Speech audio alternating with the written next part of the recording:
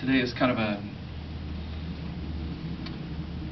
different day. I tell you that I have preached many funeral services, but I've never had the opportunity to stand before my family for a family member, and so this is a little different. And if you'll excuse me if it seems harder than normal, that's probably why. But about a year and a half ago or 2 years ago, my uncle called me kind of out of the blue, and I was a little startled by his phone call because frankly I just didn't understand it. But as I look back on it, I think I understand more today than I did then. But he asked if my dad wasn't able to do this service, if I would be willing to do it. And I just thought it strange why my dad wouldn't do this, and yet today I think I understand a lot more clearly how difficult that would be. And I think my Uncle Glenn knew that it was going to be very difficult on my dad, and that's why he called. And so I stand here very honored,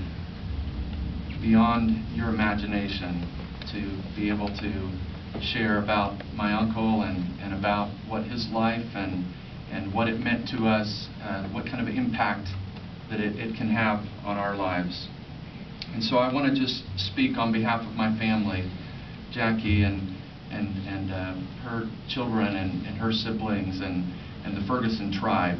I just want to tell you thank you for the just innumerable ways that you have shown your love, not just in the last week, but literally in the years and months before that, as you have just poured out your love, and especially in this last week as you brought food and sent cards and just, you know, some of you may have come last night when the parking lot was completely full and the line was extending all the way through the room, and it would have been very tempting to say, I'll just send a card, there's too many people.